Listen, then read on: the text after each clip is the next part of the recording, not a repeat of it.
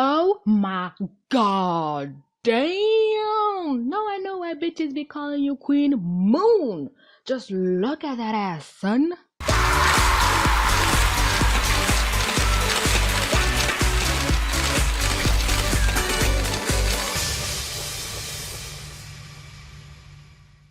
Has anyone else ever noticed that glossary has 6 fingers while every other character, monsters and humans, have 4? Weird. Very weird. Hi everyone, it's your homegirl TBC coming at you with my first ever Star vs. the Forces of Evil video. We're kicking off 2018 motherfucking right. Shout out to my boss ass friends. Continue killing the game as y'all always do, and let's get this shit started. Now, as we all know, aside from my unhealthy addiction to round, curvaceous, feminine booty, I like to overanalyze everything. I mean, I got my break on YouTube from overanalyzing Steve Universe characters and guessing their backstories. Did you know I was right about Garnet? I accurately predicted like 92% of the answer. But this is neither here nor there. In this video, I'm gonna analyze the character that is Eclipsa Butterfly. Isn't it amazing how in this kingdom it's the guys who take on the girl's family name, not the other way around?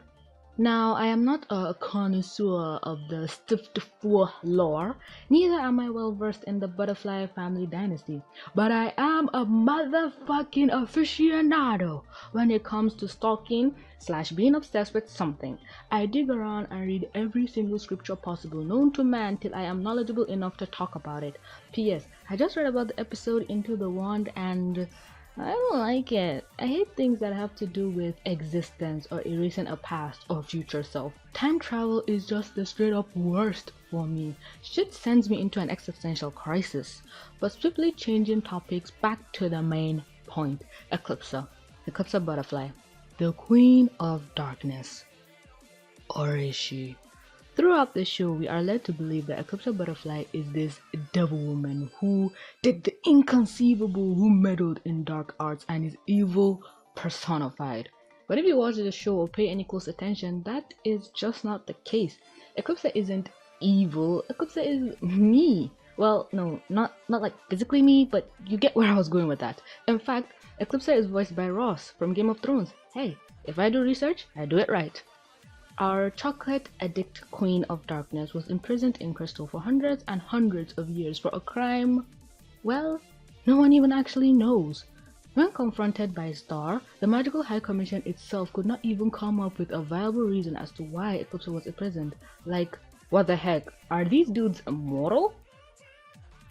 The only two things we know Eclipsa did as evil were her running away with a monster and, as we recently learned, her giving birth to a monster-human hybrid. Now, could that warrant being crystallized? Not really, but from what I've read, Romulus is known to crystallize innocent people. What the hell, man? That's a horrible fate to subject someone to who is innocent. Now, a lot of Stiftefour fans I've seen are completely giving Eclipsa the stink eye. They do not trust her one bit. But why? The show actively goes out to throw its audience for a loophole, and as a casual viewer, I can see that twist coming from a mile away. The show plants little hints all throughout its episode to make the viewers believe that Eclipsa has this secret hidden plan. From her leaving suggestive comments, glancing at the wand when Moon was the owner, and just generally being calm, cool, and collected. Well, newsflash everybody, that shit is all entirely normal. Eclipsa is just your normal everyday weirdo loner girl without a goddamn care in the world. Every one of Eclipsa's acts can be explained away with very little effort, and once I'm done with this video, you'll see that Eclipsa isn't in fact the evil big baddie you once thought she was. Buckle up kiddies, let's dive right in. We're first introduced to Eclipsa in the episode Into the Wand, where we get a slight glimpse of her with her monster husband, lover, whatever. She gets mentioned as the queen who ran away, and from there on out we've come to know her to be portrayed as the black sheep of the butterfly family. She was known to create a number of spells that were associated with dark magic, to the point where her spells were locked away for fear of anyone else reading them. One would perhaps think that people didn't like Eclipsa and wanted to erase her from human history. All I've seen is people segregate her, isolate her, treat her as if someone who had evil cooties and could infect others by merely touching them. Eclipsa? Isn't she that ancient evil queen everyone's talking about? We don't trust you one bit. Oh, are you afraid I'll get my evil cooties on you? Stay back, woman. What's this? Some sort of sword hand dance?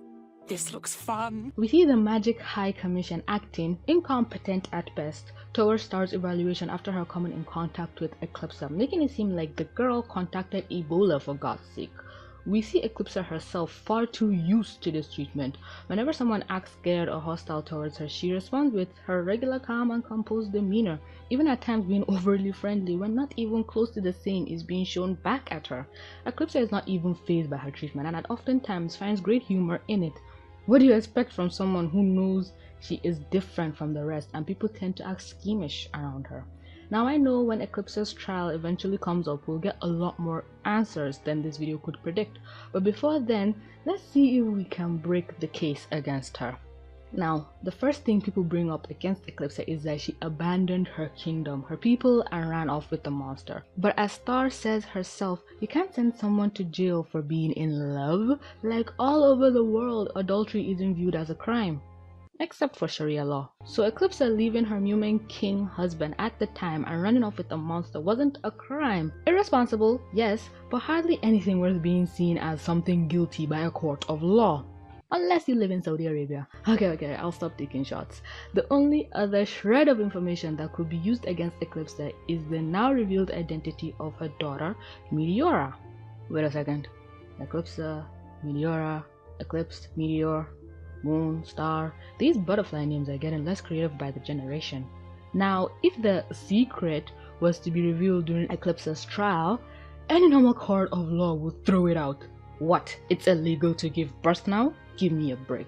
Queen Moon herself states that Eclipsa got crystallized before she got the chance to do anything. In fact, evil. Dark, guys. Just dark. So from what we know, Eclipsa got married and gave birth. That's her big evil deed, you guys! Oh, the horror! For a woman to commit such heinous acts, it's unprecedented. The court's got nothing on Eclipsa. The girl is innocent. Not only that, but the times we see her act sinister or menacing are all based on perception. You see a woman who was glancing hungrily at Moon's wand. I see a starved woman who was imprisoned in front of a vending machine for hundreds of years, desperately pleading for a bar of chocolate. Chocolates we see her have a clear addiction for. Like, have you seen me around Kit Kats? Like, do not bring that near me. I will straight up jump you for it. The second time we see Eclipsa look at Moon, it's from the wand up. But that's not because she wants to steal it, it's because she's analyzing the person who came to see her. The wand in hand means the person is a butterfly, obviously just past the age of 14, as that is the age that is customary to pass down the wand. Next we see her pan up and look at Moon's face, noticing her crown, which leads to her statement of Moon being too young to be queen, instantly realizing why and sympathizing with her. Now one could argue Eclipsa would constantly look at or be in frame of the wand, but if I stood in front of you with a gun and forcefully kept sticking it out and pointing it at you, you'd look at it too. And this one has been shown to be capable of destroying the universe, definitely more powerful than a gun, which makes you wonder why it's tradition to hand down something so powerful to a 14-year-old. But hey, in present day we have nuke codes in the hands of a baby, so anything is possible really. But even in future episodes when Star is pointing the wand smack dab in Eclipsa's face, she couldn't even care less about it, not one friggin' bit. People could also argue that Eclipsa manipulates people and can get inside their heads. But any and all advice we see Eclipsa give, which may seem questionable by the best of parents, is at the end of the day by someone who has no restraints. Her motto is all knowledge is good knowledge. She doesn't believe in letting obstacles stop you or get distracted by those who wish to stop you. If it wasn't for Eclipsa, Marco would be long dead, and by knowing information that most would see as useless. We see instances of Eclipsa's face moments before or after people make derogatory statements towards her. We see her face the moment before the High Commission captures her, seeming a bit annoyed by everything. Her face after Marco calls her an evil queen. The girl is used to it, and all this because she was too much of a free spirit. Like, the woman herself said she has some issues. I might have some self-control issues. You and me both, sister. You know, once in a while you've got to slow down and appreciate the feeling of a nice head scratch, or the smell of a freshly bloomed rose, or Oh, the taste of a delicious candy bar. Amen to that! Like I said, do not bring Kit Kats anywhere near my peripheral. That shit will not be pretty or end nicely. You have been warned. Eclipsa is someone who by her own statement said she lost her own mother when she was not much older than Moon. Moon, who said when she was younger she was a happy-go-lucky girl, just like Star. Star, who then is later constantly being compared to having similarities to Eclipsa. Just imagine it. If Star was like Eclipsa, her wild, free and adventurous self without her strict and overbearing mother, who at the time might have had the highest magical skill set of any butterfly. Seeing as Star is the only one to have such high power since Eclipsa, I'm sure our green-haired beauty was the first back in her day, and we get confirmation that Eclipsa never went against Glossoric's teachings, so she must have learned a lot from him, unlike other queens and princesses. Now, again, one could argue that Moon was in the same position as Eclipsa, growing up without a mother, so why didn't she turn out as Eclipsa? Well, Moon was sorta in the middle of a civil war outbreak, with her mother being violently killed by a monster. She had to grow up fast to be a proper queen, whereas in Eclipsa's case we have no confirmation of that. So without the possibility of war looming over her head, Eclipsa was free to grow and act however she pleased, like being able to eat a bucket's worth of chocolate in like 30 minutes, cause you definitely didn't escape your crystal for long. But hey, I once ate and swallowed a whole pack of chewing gum as a kid in probably less than an hour. All 50 pieces. Step up to my level.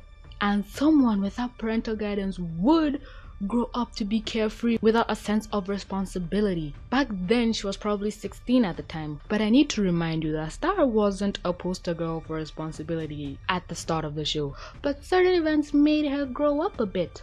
Oh, check this out. I can do it at will. Just a teensy little bit. So if anything, people were threatened by a free-spirited queen who did whatever she wants and never lets anything stop her. She was crystallized immediately before she even got to do anything. Great defense, guys. That'll really hold up in court. We arrested this person, Your Honor, before they could do anything dangerous. Honestly, something else people overlook is the fact that how was Eclipsa captured?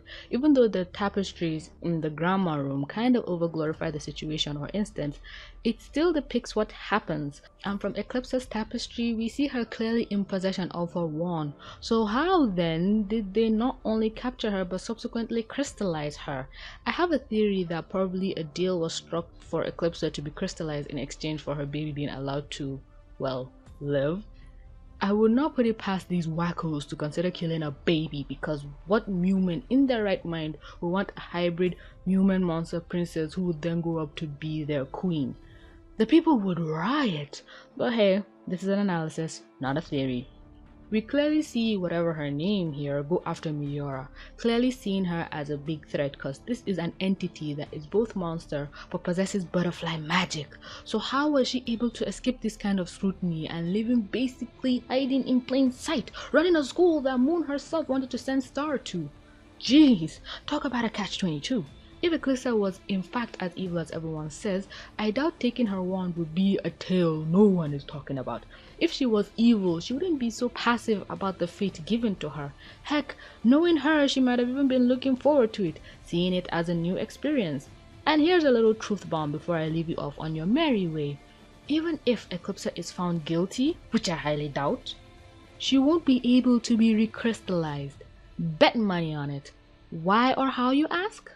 But these are Rombulus's crystals. I can't free you. A contract between two queens is stronger than any crystal. Now, do you want to learn the spell?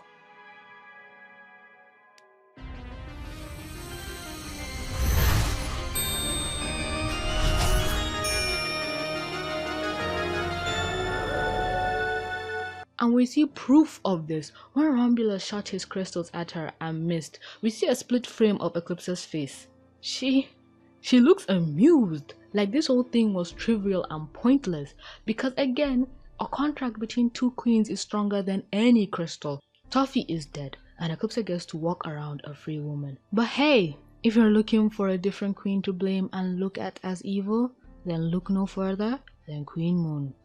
But that, my friends, is a theory for another day. But hey, that's just a theory, a cartoon theory.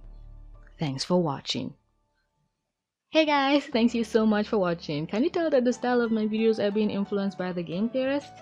But anyway, I hope you enjoyed this video, this cartoon analysis, or more like character analysis. Maybe I'll rename that and start a whole new series. Has been burning at the back of my mind for days now, probably even weeks. If this video hits 10k views or 1,000 likes, definitely expect a part 2 to this video talking about the whole Queen Moon being evil thing. Eclipsa is a horribly underlooked character, and rewatching season 3 makes me realize she's one of my favorites, followed swiftly by Tom. Gotta love them demon boys. Was totally rooting for him and Star until Jackie had to mess everything up, and now I'm unsure of what I want. Teen emotional drama is the worst.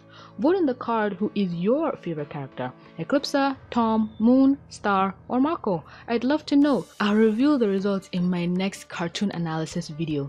It's gonna be about Avatar. But for now, this is where we part ways, my dear beautiful viruses. Our time may be short, but our memories are always sweet. Au revoir, dear mon ami, mon petit. I stopped taking French classes since 2007 when I was 10, don't sue me. But yeah, that's all for this video. Thanks your viruses so much for clicking to watch. Please don't forget to read my books on Wattpad. My stories are super lit. Support me on Patreon, $1 goes a long way. And follow me on Twitter, you know, at your own risk. Really wish I could age gate that shit. And as always, do not forget to like, comment, subscribe, and stay forever awesome. This is TVC signing out.